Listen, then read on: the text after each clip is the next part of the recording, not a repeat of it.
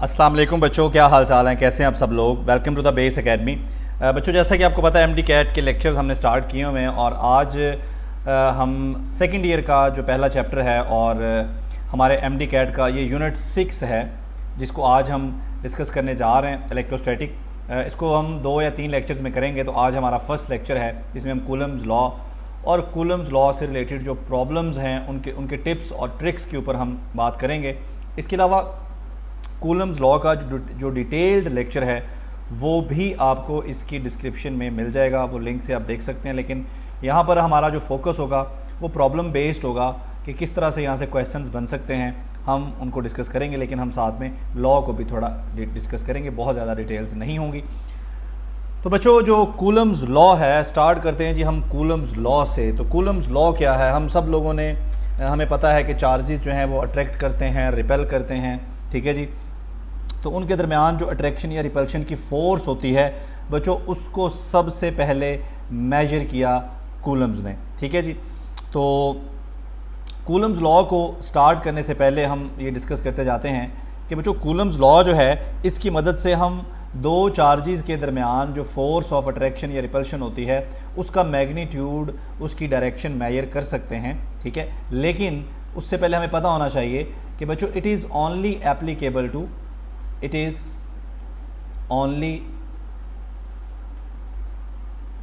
Applicable to coulomb law जो है वो सिर्फ स्टैटिक चार्जेस पर एप्लीकेबल है, यानी कि ऐसे चार्जेस जो रेस्ट पे पड़े होते हैं आप सिर्फ उन पे कूलम लॉ अप्लाई कर सकते हैं। इसके अलावा हमारा जो कूलम लॉ है बच्चों ये पॉइंट चार्जेस के ऊपर एप्लीकेबल है, ठीक है। अब ये पॉइंट चार्जेस क्या होते हैं?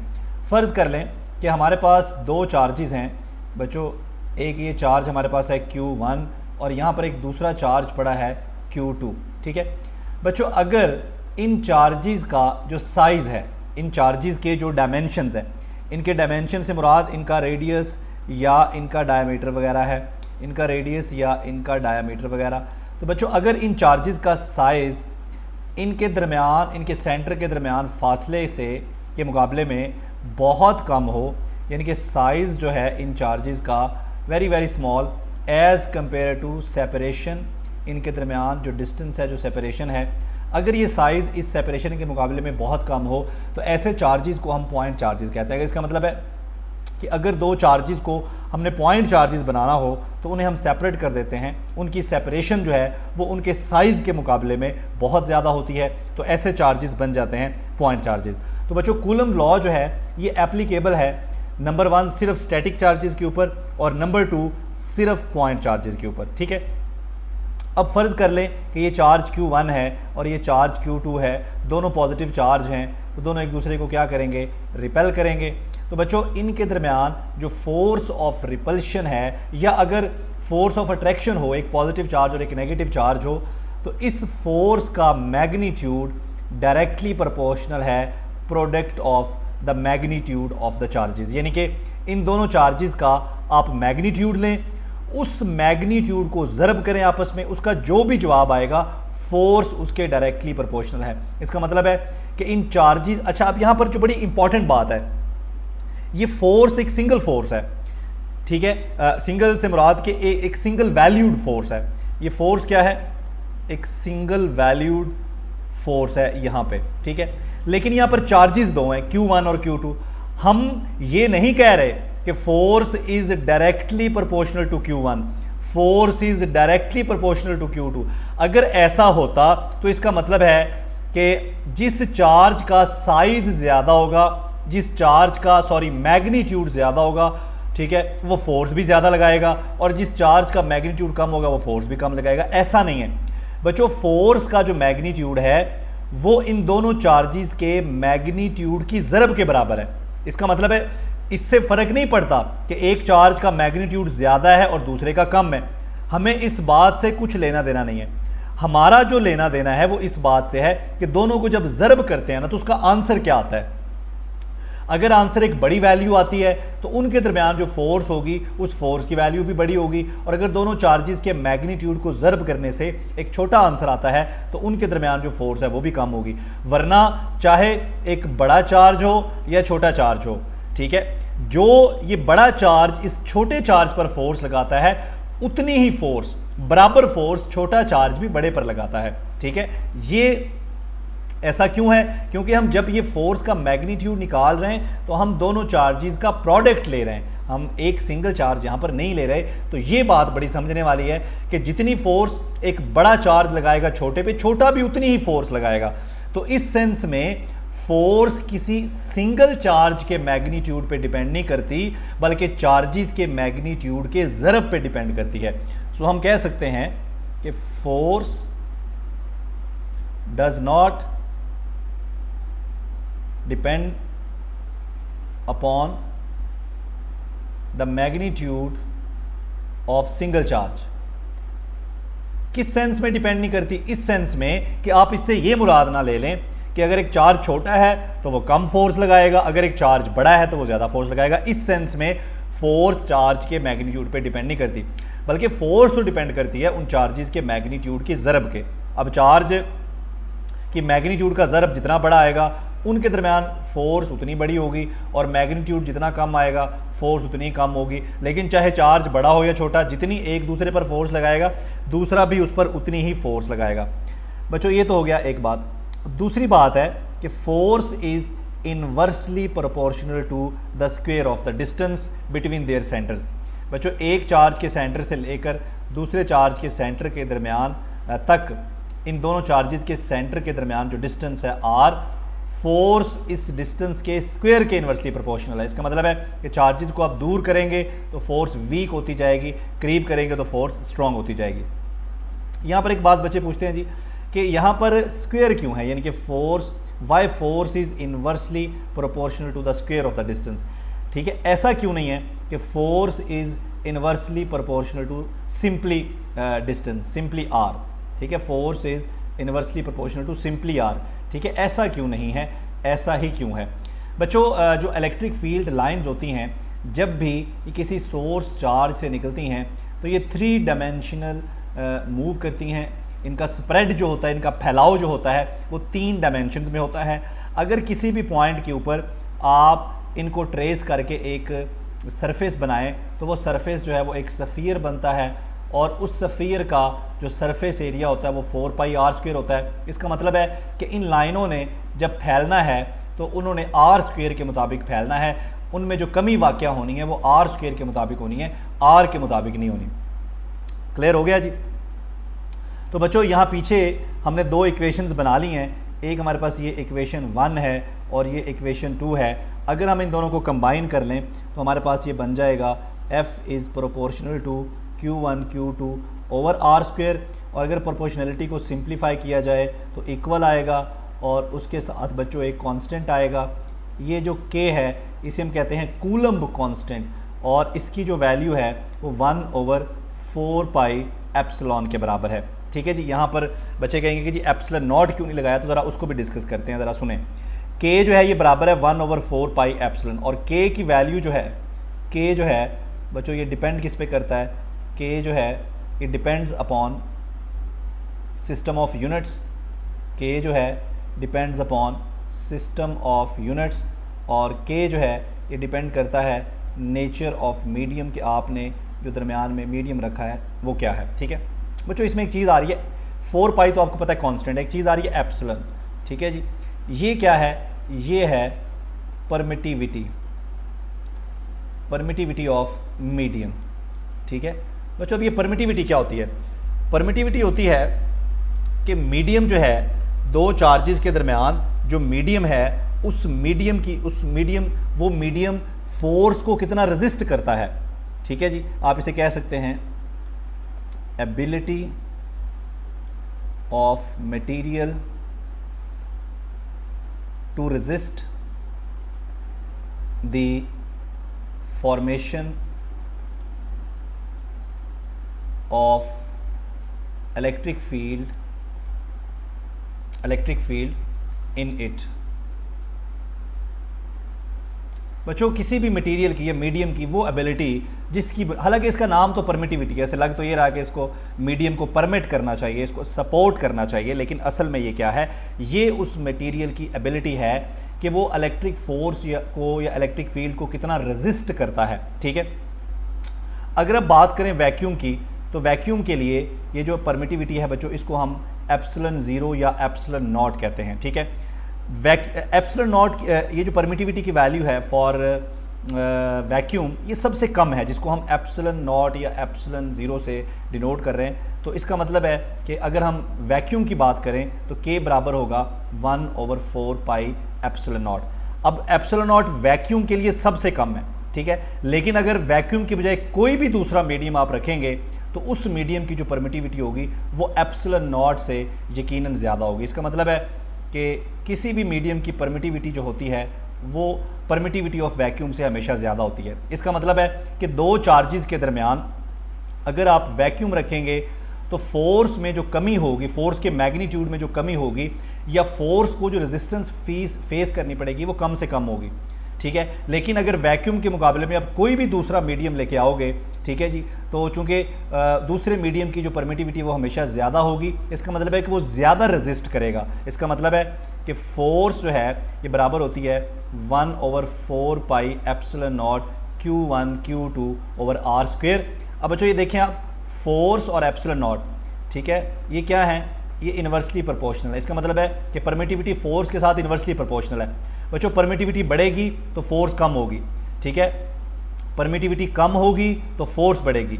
वैक्यूम की परमिटिविटी सबसे कम है, इसलिए वैक्यूम में फोर्स सबसे ज़्यादा होगी। लेकिन अगर उन्हीं दो चार्जेस के दरमियान आप कोई और मीडियम लेकर आएंगे तो वो जो फोर्स की वैल्यू है वो वैक्यूम वाली फोर्स के मुकाबले में क्या हो जाएगी, कम हो जाएगी। ये आगे चल के ज़रा हम डिटेल से डिस्कस करेंगे जब हमने इफ़ेक्ट ऑफ मीडियम चेक करना है। ठीक है, लेकिन उससे पहले कुछ प्रॉपर्टीज़ हैं हमारी फोर्स की, ज़रा हम उनको डिस्कस कर लेते हैं।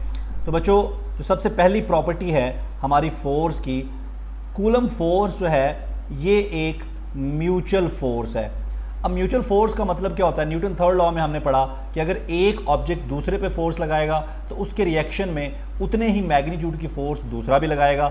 दोनों फोर्सेस का मैग्नीट्यूड तो बराबर होगा लेकिन डायरेक्शन एक दूसरे के ऑपोजिट होगी।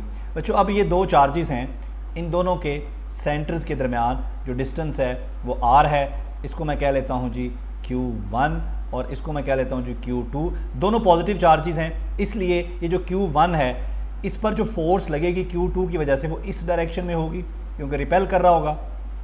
इसे हम F12 कह देते हैं, force on charge 1 due to charge 2। ठीक है जी,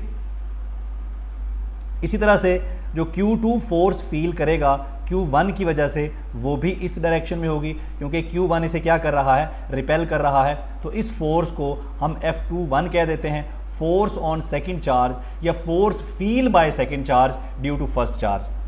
अब दोनों फोर्सेस जो हैं ये क्या होनी चाहिए, it should be equal but opposite in magnitude. ये दोनों फोर्सेस जो हैं बच्चों ये बराबर होनी चाहिए, लेकिन इनका जो मैग्नीट्यूड है इनका जो मैग्नीट्यूड है वो बराबर होना चाहिए लेकिन डायरेक्शन इनकी ऑपोजिट है। According to Newton third law action reaction बराबर होते हैं मैग्नीट्यूड में, लेकिन दोनों की डायरेक्शन जो है वो एक दूसरे के ऑपोजिट होती है। ये हो गई इसकी पहली प्रॉपर्टी की एक म्यूचुअल फोर्स है। ठीक है, मतलब जब भी एक चार्ज दूसरे पर लगाएगा तो यकीनन दूसरा भी लगाएगा, ऐसा नहीं हो सकता कि वो उस पर ना लगाए। दूसरी जो इसकी प्रॉपर्टी है बच्चों ये एक सेंट्रल फोर्स है, सेंट्रल फोर्स। अच्छा, अब ये सेंट्रल फोर्स क्या होती है, फ़र्ज़ करें कि हमारे पास ये दो ऑब्जेक्ट्स हैं।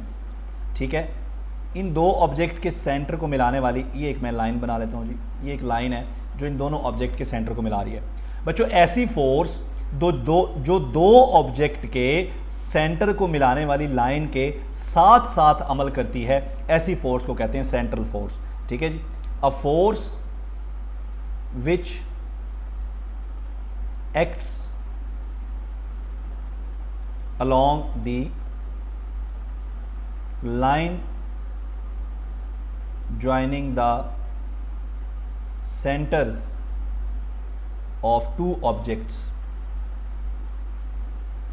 क्लियर हो गया बच्चों? तो ये क्या है, ये एक सेंट्रल फोर्स है और जितनी भी सेंट्रल फोर्सेस होती हैं ना बच्चों सारी कंजर्वेटिव फोर्सेस होती हैं। सो ये भी एक कॉन्जर्वेटिव फोर्स है। लो जी, नेक्स्ट बड़ा इंपॉर्टेंट टॉपिक हमारे पास आ गया जी, इफेक्ट ऑफ मीडियम। बच्चों अगर आप दो चार्जेस के दरमियान किसी भी मीडियम को मिसाल के तौर पर आप किसी इंसुलेटर मीडियम को लेके आते हैं जिसको डाई इलेक्ट्रिक भी बोलते हैं, तो क्या होता है, मीडियम का इफ़ेक्ट क्या होता है, ज़रा हम इसको चेक कर लेते हैं। बच्चों हमने पढ़ा कि फोर्स जो है वैक्यूम के केस में अगर दो चार्जेस के दरमियान वैक्यूम हो तो उस सूरत में जो फोर्स होती है ये 1/4 pi epsilon naught Q1 Q2 over R square के बराबर होती है। ठीक है, तो अगर फ़र्ज़ करें कि मैं दो चार्जेस के दरमियान वैक्यूम की बजाय कोई इंसुलेटर ले आता हूँ, कोई डाइइलेक्ट्रिक ले आता हूँ, तो इस सूरत में ज़ाहिर बात है कि जो फोर्स है वो वैक्यूम के मुकाबले में तो कम हो जाएगी। अब फोर्स कितना कम होगी वैक्यूम के मुकाबले में, इस चीज़ की पैमाइश करने के लिए हम एक फैक्टर इस्तेमाल करते हैं जिसे कहते हैं एप्सिलॉन आर, रिलेटिव परमिटिविटी। ये क्या है, रिलेटिव परमिटिविटी। याद रहे कि epsilon R is not the permittivity of the medium, epsilon R is not the permittivity of medium, is not the permittivity of medium. बच्चों ये मीडियम की परमिटिविटी नहीं है, बल्कि ये एक फैक्टर है जो हमें ये बता रहा है कि मीडियम की वजह से फोर्स की वैल्यू में कितनी कमी होगी। ठीक है, तो बच्चों इसका मतलब है कि मीडियम आने की सूरत में यहाँ पर 4 पाई एप्सिलॉन नॉट के साथ एप्सिलॉन आर भी आ जाएगा। अब ये फैक्टर हमें बता रहा है कि फोर्स में कितनी कमी आएगी, Q1 Q2 over R square. बच्चों इन दोनों का जो प्रोडक्ट है यानी कि एप्सिलॉन नॉट और एप्सिलॉन आर, ये बराबर होता है परमिटिविटी ऑफ द मीडियम। और यहाँ से अगर मैं एप्सिलॉन आर की वैल्यू निकाल लूँ तो ये बनेगी epsilon medium over epsilon naught. तो एप्सिलॉन आर जो है ये बराबर है permittivity of the medium with respect to permittivity of the vacuum. ठीक है, तो बच्चों इसे मैं कह देता हूँ इक्वेशन 1 और इसे मैं कह देता हूँ इक्वेशन 2। लेकिन यहाँ से हमें एक बात पता चल गई कि वैक्यूम के अलावा कोई भी मीडियम आएगा जो कि इंसुलेटर होगा, डाइइलेक्ट्रिक होगा, तो फोर्स की वैल्यू में मज़ीद कमी आएगी वैक्यूम के मुकाबले में। ठीक है, तो बच्चों अगर मैं इन दोनों को डिवाइड कर लूँ, force in vacuum over force in medium is equal to, force in vacuum जो है 1/4 pi epsilon naught Q1 Q2 over R square divided by 1/4 pi epsilon naught epsilon R Q1 Q2 over R square. ये जो नीचे divide हो रही है, ठीक है, 1/4 pi epsilon naught Q1 Q2 over R square, ये जो वैल्यू डिवाइड हो रही है अगर मैं इसको मल्टीप्लाई कर लूँ जैसे बचपन में करते थे, तो जो चीज़ें नीचे हैं वो ऊपर चली जाएंगी, यानी कि 4 pi epsilon naught epsilon R ये ऊपर चला जाएगा और आर स्क्वायर भी ऊपर चला जाएगा। नीचे आ जाएगा जी Q1 Q2, Q1 Q2 Q1 2 cancel, are square के साथ R square cancel, 4 pi epsilon naught 4 pi epsilon naught cancel, खाली क्या बच गया बच्चों, एप्सिलॉन आर, और इधर क्या बच गया, एफ वैक्यूम बटा एफ मीडियम। ठीक है, तो एप्सिलॉन आर जो है, एप्सिलॉन आर हमारे पास आ गया फोर्स इन वैक्यूम बटा फोर्स इन मीडियम। बच्चों एप्सिलॉन आर जो है, यार ये कभी मैं ऐसे लिख देता हूँ कभी ऐसे, ज़रा गुजारा कर लेना। ठीक है, तो एप्सिलॉन आर जो है ये ग्रेटर है बच्चों हमेशा 1 से फॉर इंसुलेटर, जिसकी हम अभी पीछे बात कर रहे थे। इंसुलेटर्स के लिए जो एप्सिलॉन आर है it is always greater than 1। अगर एप्सिलॉन आर ग्रेटर देन 1 है तो इस फ्रैक्शन का आंसर ग्रेटर देन 1 आना चाहिए। वो तभी आएगा अगर फोर्स इन वैक्यूम ग्रेटर होगी फोर्स इन मीडियम से, या दूसरे लफ्ज़ों में मीडियम वाली जो फोर्स है ये हमेशा लेस होगी वैक्यूम वाली फोर्स से। क्लियर हो गया? इसका मतलब है कि मीडियम के आ जाने से फोर्स हमेशा क्या होती है, रिड्यूस होती है, फोर्स हमेशा क्या होती है, कम होती है। ठीक है, यहाँ पर हम डाइइलेक्ट्रिक की बात कर रहे हैं, सॉरी इंसुलेटर की बात कर रहे हैं। क्या होगा अगर मैं किसी मेटल को ले आऊँ दो चार्जेस के दरमियान, ये मेरा चार्ज Q1 है, ये मेरा चार्ज Q2 है, इनके दरमियान मैं किसको ले आता हूँ, मैं किसी मेटल को ले आता हूँ। तो बच्चों मेटल जो हैं, मेटल की जो रिलेटिव परमिटिविटी होती है वो इन्फिनिटी होती है। ठीक है, इसका मतलब है कि अगर एफ मीडियम निकाला जाए इस फार्मूले से तो एफ मीडियम बराबर आएगा F vacuum over epsilon R. अब जो एप्सिलॉन आर को मैं इन्फिनिटी पुट करूँ यहाँ पे, एफ वैक्यूम ओवर इन्फिनिटी, तो समथिंग ओवर इन्फिनिटी, आंसर क्या आएगा 0। इसका मतलब है कि F medium is equal to 0। इसका मतलब ये हुआ कि अगर दो चार्ज पार्टिकल्स के दरमियान आप किसी मेटल को ले आओगे एज अ मीडियम तो फोर्स क्या हो जाएगी, 0 हो जाएगी। ये चार्ज इस पर फोर्स नहीं लगा पाएगा। इसका मतलब है कि जो मेटल्स हैं ये बिल्कुल भी अलाउ नहीं करते formation of electric field inside it, बिल्कुल भी अलाउ नहीं करते। इसका मतलब है कि अगर मैं मीडियम के तौर पर किसी मेटल को यूज़ करूंगा दो चार्जेस के दरमियान तो मेरी फोर्स क्या हो जाएगी, 0 हो जाएगी, क्योंकि मेटल्स के लिए जो रिलेटिव परमिटिविटी होती है बच्चों वो क्या होती है, 0 होती है। तो बच्चों ये तो हमने चेक कर लिया इफ़ेक्ट ऑफ मीडियम। अब हम चलते हैं जी कुछ प्रॉब्लम्स को सॉल्व करते हैं रिलेटेड टू कूलम लॉ। इसमें सबसे पहले आता है बच्चों प्रिंसिपल ऑफ सुपरपोजिशन। अब ये प्रिंसिपल ऑफ सुपरपोजिशन क्या है? अभी तो हमने दो चार्जेस के दरमियान फोर्स कैलकुलेट की है ना। अगर चार्जेस 2 से ज़्यादा होंगे तो उस सूरत में आप ये फोर्स कैसे कैलकुलेट करेंगे? तो इसमें हमारे पास जो पहला केस है, ठीक है बच्चों, ये हमारे पास एक ही लाइन के ऊपर फ़र्ज़ कर लें 3 चार्जेस पड़े हैं, ठीक है। ये पॉइंट ए है, यहाँ पे पॉइंट बी है और यहाँ पे पॉइंट सी है।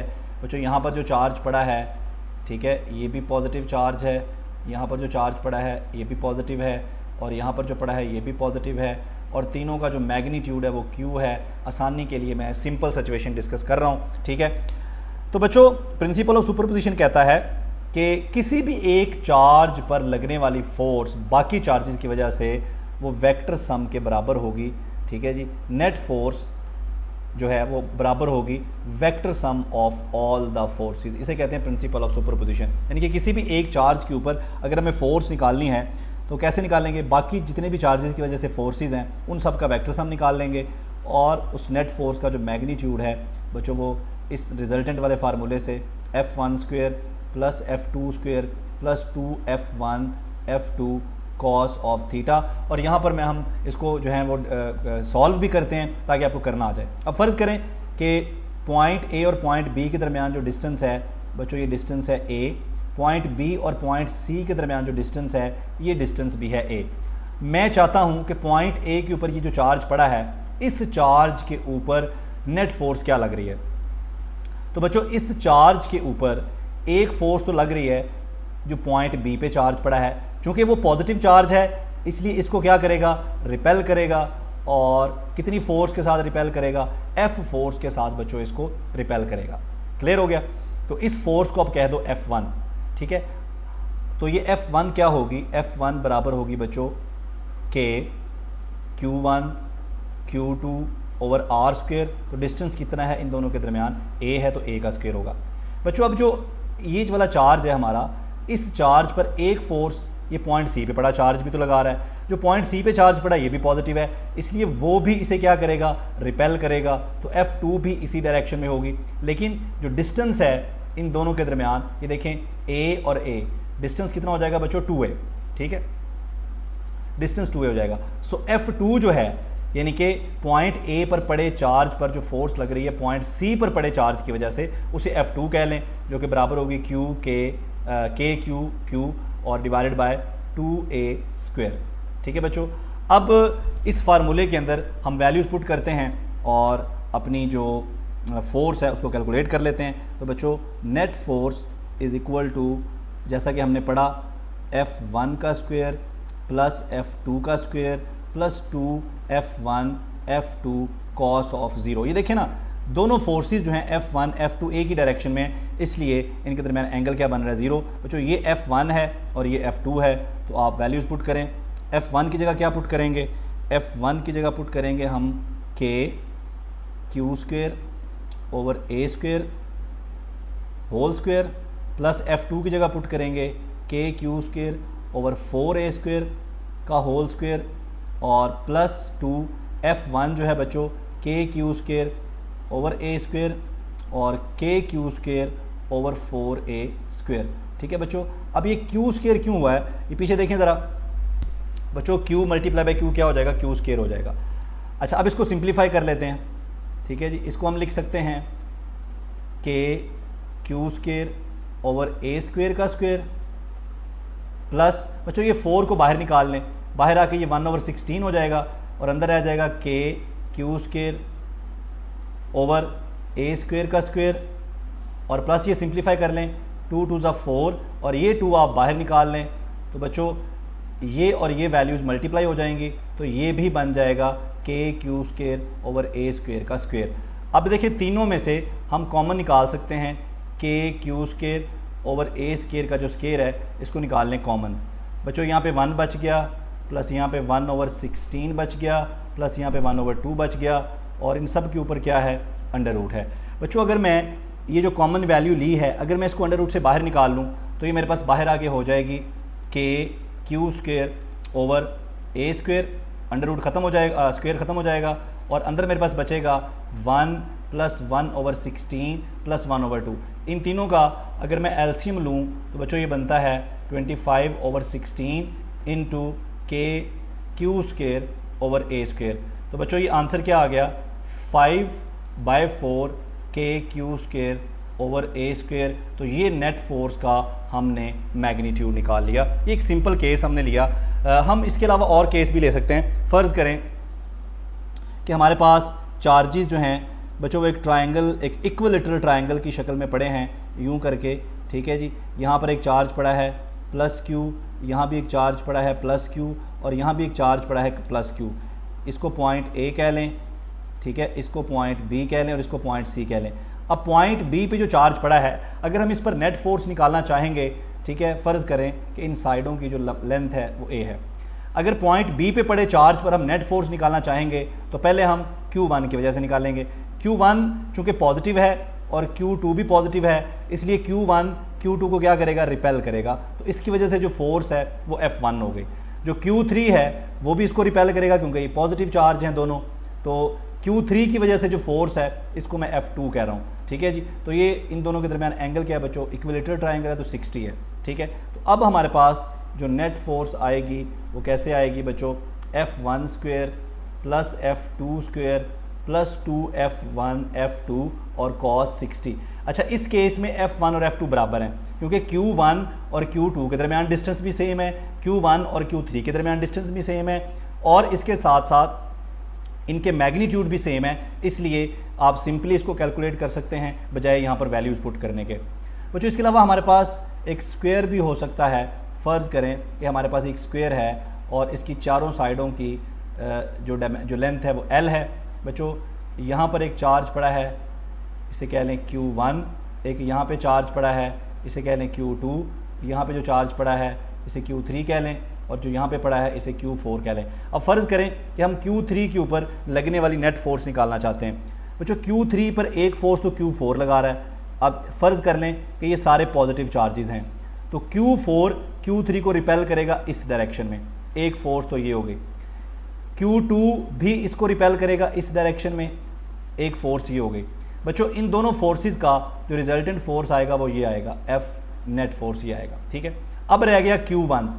अब Q1 चूँकि पॉजिटिव है इसको रिपेल करेगा, तो Q1 की वजह से जो फोर्स की डायरेक्शन होगी वो भी ये होगी। तो पहले आप नेट फोर्स निकालेंगे 4 और 2 की वजह से, ठीक है, उसको फिर आप इसमें जमा कर देंगे तो आपके पास नेट फोर्स आ जाएगी। क्लियर हो गया जी। इस तरह से आप फोर्स जो है वो कोई भी कैलकुलेट कर सकते हैं, ठीक है जी। तो ये था जी हमारा प्रिंसिपल ऑफ सुपरपोजिशंस, ठीक है। उसके बाद हमारे पास सिमेट्री से रिलेटेड कुछ प्रॉब्लम्स हैं, ठीक है। बच्चों फ़र्ज़ करें कि हमारे पास एक इक्विलेटरल ट्रायंगल वाली मिसाल ही ले लें। ये एक इक्विलेटरल ट्रायंगल है, ठीक है जी। ये देखें जी, इक्विलेटरल ट्रायंगल है। पहले सिंपल मिसाल ले लें। बच्चों एक पॉजिटिव चार्ज है प्लस Q, यहाँ पर भी एक पॉजिटिव चार्ज पड़ा है प्लस Q, दोनों का मैग्नीट्यूड भी सेम है, ठीक है। इनके एग्जैक्ट सेंटर के ऊपर जो नेट फोर्स है वो क्या होगी बच्चों, 0 होगी, ठीक है। इसी तरह से अगर 3 चार्जेस पड़े हैं, उनका मैग्नीट्यूड सेम है, इक्विलेटरल ट्रायंगल की साइडों पर पड़े हैं, तो इनके इस ट्रायंगल के सेंट्रॉइड पे यहाँ पे जो नेट फोर्स है बच्चों वो क्या हो जाएगी, 0 हो जाएगी। उसकी वजह क्या है कि ये वाला चार्ज जो चार्ज Q1 है ये जो फोर्स लगाएगा सेंट्रॉइड के ऊपर पड़े चार्ज के ऊपर, इस फोर्स की डायरेक्शन यूँ होगी, Q2 जो लगाएगा इसकी फोर्स की डायरेक्शन यूँ होगी, और दोनों की जो नेट फोर्स है वो से ऊपर को होगी।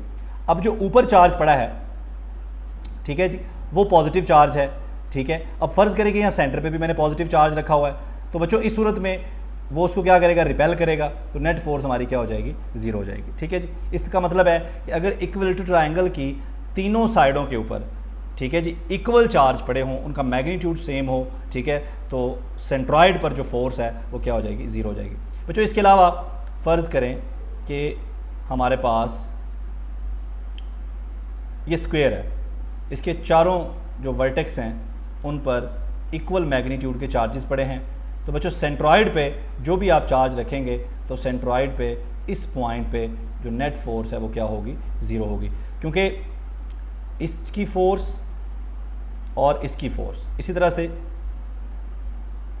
इसकी फोर्स और इसकी फोर्स, ठीक है, तो ये फोर्स इसको कैंसिल कर देगी, ये फोर्स इसको कैंसिल कर देगी, तो नेट फोर्स क्या हो जाएगी बच्चों, ज़ीरो हो जाएगी। इसी तरह से अगर आप देखें मेरे पास कोई रेक्टेंगल है और उस रेक्टेंगल के चारों कोनों पर जो चार्जेस पड़े हैं वो सेम चार्जेस हैं, तो बच्चों इसका ये जो सेंट्रॉइड है यहाँ पर फोर्स क्या हो जाएगी, ज़ीरो हो जाएगी।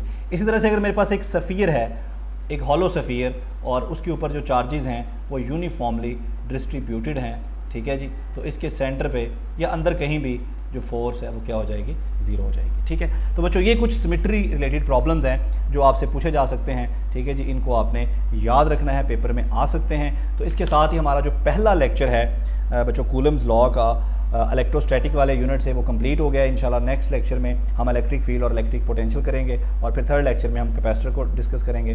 तो मिलते हैं इंशाल्लाह नेक्स्ट लेक्चर में। थैंक यू, अल्लाह हाफ़िज़।